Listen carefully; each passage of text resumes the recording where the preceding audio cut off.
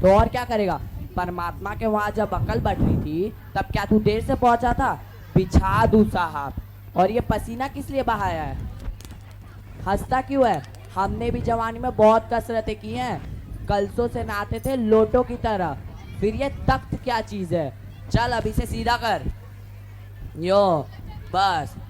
और सुन, बहू जी से दरी मांग ला इसके ऊपर बिछाने के लिए, और चादर भी मांग लाना जो कल धोबी के यहाँ से आई है।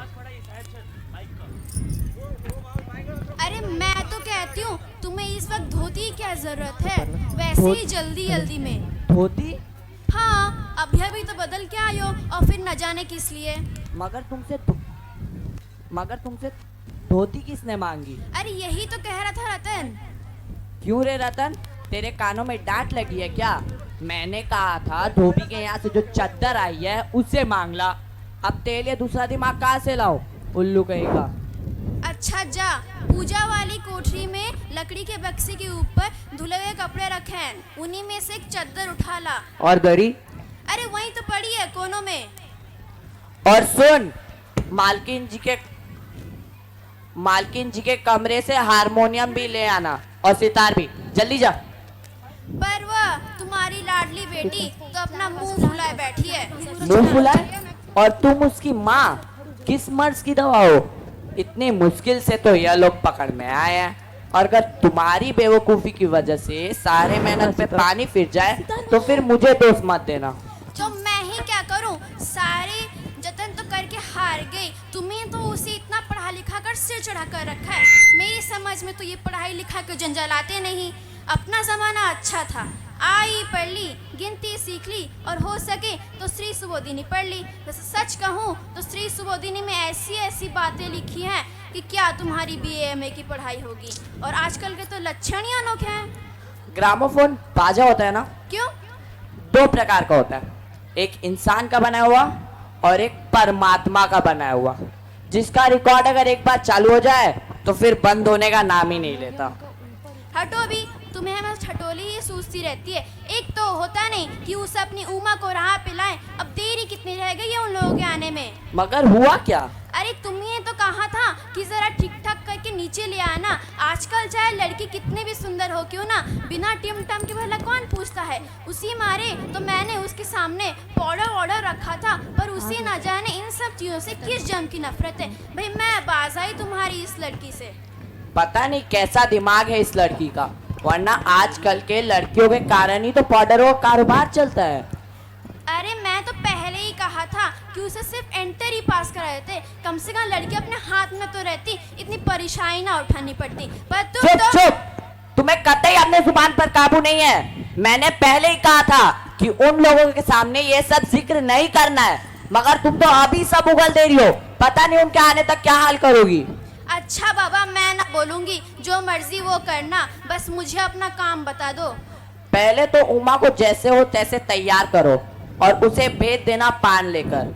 और नाश्ता वास्ता तो सब तैयार है ना? हाँ, नाश्ता तैयार है, चाय भी रखा हुआ है, और मिठाई तो वे लोग ज़्यादा नहीं खाएंगे। और मिठाई तो वे लोग ज़्यादा नहीं खाएंगे। अच्छा हाँ, मक्खन, पर मक्खन तो आया ही नहीं। क्या कहा? मक्खन नहीं आया?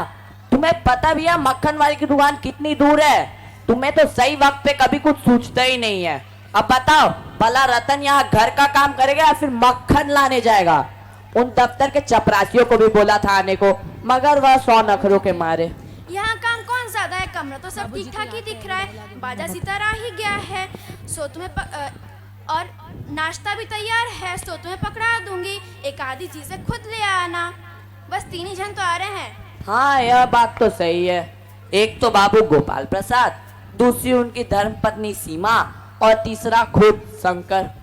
और हाँ, उमा से कह देना जरा करीने से आए, वह लोग कुछ ऐसे ही है। ऐसे तो मुझे बहुत गुस्सा आता है उनके दकियानुसी ख्यालों पर। खुद पढ़े लिखे है, वकील है, मगर लड़की चाहिए ज्यादा पढ़ी लिखी ना हो। और लड़का? बताया ना, बाप शेर तो लड़का सवा शेर। पीएचडी की पढ़ाई कंप्लीट करने के बाद लखनऊ के मेडिकल कॉलेज में पढ़ा है, और पूछने से कहता है कि शादी की बात एक है और तालीम की एक। सच बताओ, अगर अपने मतलब की बात न होती ना तो इतनी खरी खोटी सुनाता हूँ बाप बेटों को कि हमेशा याद रखते। बाबूजी कोई आ रहा है। क्या है? कोई आ रहा है। लो प्रेमा, वो लोग आ भी गए। और बेवकूफ, तो अब तक गया नहीं मक्खन लाने, सारा खेल बिगाड़ दिया। कैसे? ये ले ये ले ले ले। अरे उधर से नहीं, अंदर के दरवाजे से जाओ। और प्रेमा तुम जल्दी जाओ, उमा को तैयार करो। टिंग टोंग। अरे नमस्ते नमस्ते, आइए नमस्ते आइए। नमस्ते। आइए आइए, यहाँ तशरीफ जमाइए।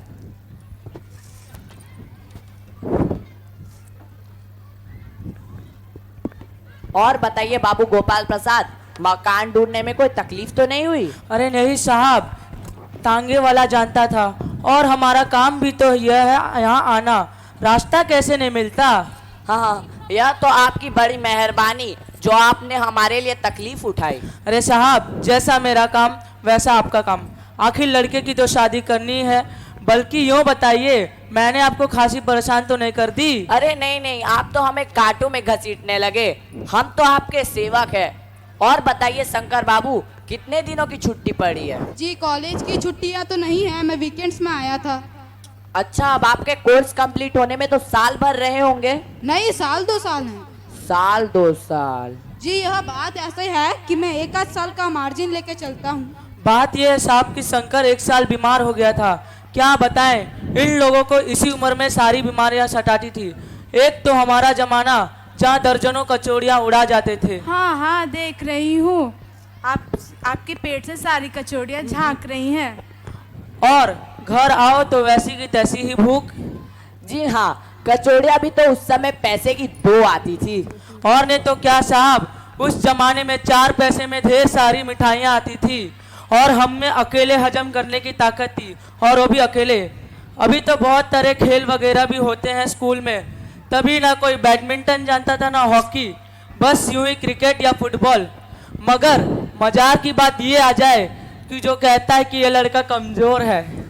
जी हाँ, उस जमाने की तो बात ही कुछ और थी। यह बात सच कहता हूँ साहब, जब उस जमाने की याद आ जाए तो अपने को जब्त करना मुश्किल हो जाता है। जी हाँ, वह तो रंगीन जमाना था, रंगीन जमाना। हाँ हाँ, देख रही हूँ, काफी रंगीले होते जा रहे हो आप। जरा सुनिएगा, बिजनेस की बात कहिए। और हाँ साहब, थोड़ी बिजनेस की बातचीत हो जाए। बिजनेस? अच्छा, मगर पहले कुछ नाश्ता तो कर लीजिए। ये क्या तकल्लुफ करते हैं साहब? इसमें तकल्लुफ किस बात की? या तो आपकी बड़ी मेहरबानी जो आप हमारे यहाँ तशरीफ लाए, वरना हम किस काम के। माफ कीजिए, जरा 1 मिनट में हाजिर होती। गए क्या? हाँ हाँ, बाबूजी इस बार तो मेरी शादी हो जाएगी ना? बाबूजी इस बार। चुप रहो, घर तो देखो, मकान वकान की हैसियत तो आदमी अच्छा लगता है, बस पता चले लड़की कैसे है। जी हाँ। क्यों, क्या हुआ? कुछ नहीं, क्यों, क्या हुआ? कुछ नहीं। झुककर क्यों खड़े हो? ये आप तय करने आए हैं। तुम्हारे दोस्त सही कहते हैं कि शंकर की बाबूजी बैकबोन। बाबूजी कोई आता है।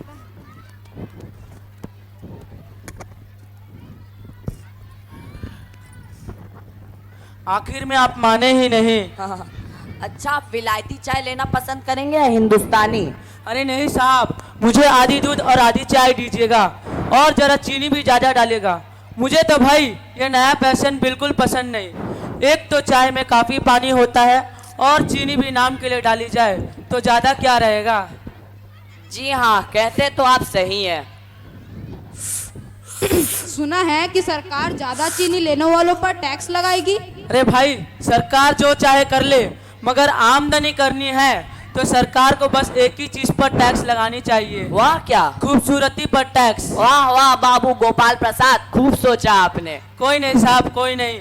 और आपका क्या ख्याल है शंकर बाबू? किस मामले में? यही कि शादी तय करने में खूबसूरती का कितना हिस्सा होना चाहिए? जी लड़की।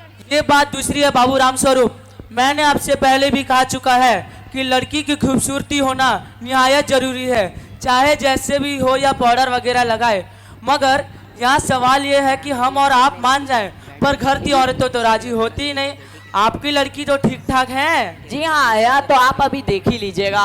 अरे देखना क्या साहब, जब आपसे इतनी बातचीत हो गई तो इसे रस्म समझ लीजिए। हाँ, यह तो हमारे ऊपर आपका भारी एहसान होगा। और हाँ, जन्म पत्र तो तैयार होगा। जन्म पत्र के मिलने में कौन सी बड़ी बात है, गए ठाकुर साहब के चरणों पे रख दिया तो मिला हुआ ही समझिए। हाँ, ये तो बिल्कुल ठीक कहा आपने, मगर ये जो बात मेरे कानों में भड़क रही है ये तो गलत है ना। क्या? ये बात पढ़ाई लिखाई के बारे में। देखिए साफ साफ बात है, हमें ज़्यादा पढ़ी लिखी औरत नहीं चाहिए। क्यों सीमा? हाँ भाई, हमें पढ़ी लिखी लड़की नहीं चाहिए, बस ऐसी लड़की चाहिए जो चूल्हा चौका और सारा घर को संभाल ले। क्यों शंकर? जी हाँ, वैसे भी कोई नौकरी थोड़ी ना करवानी है। हाँ हाँ, नौकरी का तो कोई सवाल ही नहीं उठता। और नहीं तो क्या साहब, कुछ लोग मुझसे ये कहते हैं कि जब अपने लड़कों को BA तक पढ़ाया है तो हमारी घर की बहुएं भी ग्रेजुएट करें।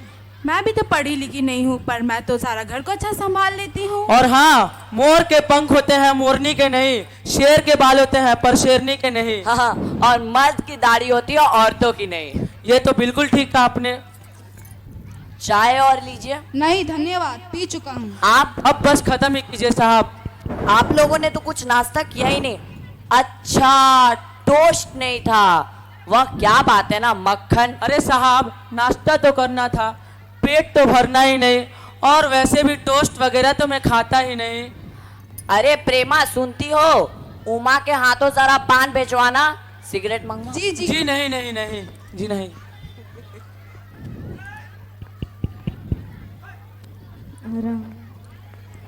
हाँ हाँ, यही है हमारी बेटी। अरे चश्मा। चश्मा? अरे बैठिए बैठिए बैठिए। वो क्या बात है ना, पिछले महीने इसके आंखों में दर्द होने लगा साहब, था। पढ़ाई लिखाई की तो वजह नहीं है। नहीं साहब नहीं, आपसे अर्ज किया ना।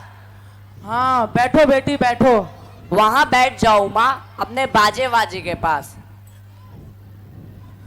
चाल में तो कुछ खराबी है ही नहीं, चेहरे पर भी छवि है। हाँ बेटी, तुमने कुछ गाना वगैरह बजाना सीखा है क्या? जी हाँ, बाजा भी और सितार भी। जरा एक आध गीत गा के तो बताना उमा, सितार पर। मोरे तो गिरिधर गोपाल, दूसरों ना कोई, दूसरों ना कोई। क्या हुआ, गाने को पूरा करो उमा। नहीं साहब, काफी है, लड़की आपकी बहुत अच्छा गाती है। ठहरो बेटी ठहरो। थोड़ी देर और बैठी रहो उमा। हाँ बेटी, तुमने कुछ पेंटिंग वगैरह सीखा है क्या? अरे यह तो आपसे बताना ही भूल गया, वहाँ जो तस्वीर टंगी है ना कुत्ते वाली, वह इसी ने बनाई है, और वह उस दीवार पर भी। यह तो बहुत अच्छा है। और तुमने कुछ सिलाई वगैरह सीखा है क्या? हाँ हाँ, घर के सारे सिलाई के काम इसी के तो जिम्मे रहते हैं, यहाँ तक कि मेरे शर्ट भी।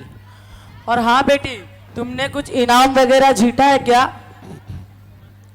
जवाब तो उमा। अरे वो क्या है ना, अरे जरा इसे भी तो अपनी मुंह खोलना चाहिए। ये क्या कह रहे हैं, जवाब तो उमा। क्या जवाब दूं बाबूजी? जब कुर्सी मेज बिकती है तो दुकानदार कुर्सी मेज से कुछ नहीं पूछता, सिर्फ खरीदार को दिखला देता है। पसंद आए तो अच्छा है, वरना उमा! अब मुझे कह लेने दीजिए बाबूजी। ये जो महाशय मेरे खरीदार बन के आए हैं, जरा इनसे पूछिए कि लड़कियों के दिल नहीं होते क्या? उन्हें चोट नहीं लगती क्या? बेबस भेड़ बकरियां हैं जिन्हें कसाई अच्छी तरह से देखभाल कर। बाबू राम स्वरूप, आपने मेरी इज्जत उतारने के लिए मुझे यहाँ बुलाया था। अरे जी बैठी, हाँ, बैठी, बैठी। कुछ ऐसा ही समझिए। और हमारी बेइज्जती नहीं होती जब इतनी देर से नापतोल किए जा रहे हैं। और जरा अपने इन साहिबजादे से पूछिए कि ये किस तरह लड़कियों के हॉस्टल के इर्द गिर्द घूम रहे थे और वहाँ से कैसे भगाए गए थे। उमा! लड़कियों की हॉस्टल? क्या तुम कॉलेज में पढ़ी हो? जी हाँ, मैं कॉलेज में पढ़ी हूँ, मैंने BA पास किया है। कोई पाप नहीं किया, ना ही कोई चोरी की, ना ही आपके बेटे की तरह ताक झांक कर कायरता दिखाई है। मुझे अपने मान, अपने इज्जत का ख्याल है। और जरा अपने पुत्र से पूछिए कि ये किस तरह नौकरानी के पैरों पकड़कर मुंह छिपाकर वहां से भागे थे। बस हो चुका बाबू राम स्वरूप, आपने मेरे साथ दगा किया। लाइए मेरी छड़ी दीजिए, मैं अभी चलता हूँ। जी हाँ, चलिए यहाँ से। उफ, गजब हो जाता है, झूठ का भी कुछ ठिकाना नहीं होता। जी हाँ, जाइए, जरूर चले जाइए, लेकिन घर जाकर जरा यहाँ पता लगाइए कि आपके बेटे की रीढ़ की हड्डी भी है या नहीं, यानी बैकबोन। पहले हम लोग जाना चल चल उमा, क्या हुआ, रो रही हो? बाबूजी बाबूजी, मैं ले आया मक्खन। अब जरा आप ही बताइए कि क्या करूं मैं इस मक्खन का।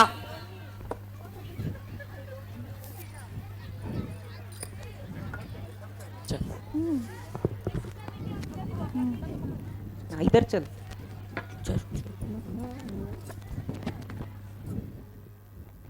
इस लघु नाटिका के माध्यम से हमने क्या जाना? हमने यह जाना कि आज भी समाज में कुछ ऐसे लोग हैं जिनकी रीढ़ की हड्डी नहीं है, अर्थात अपना आत्मसम्मान नहीं है।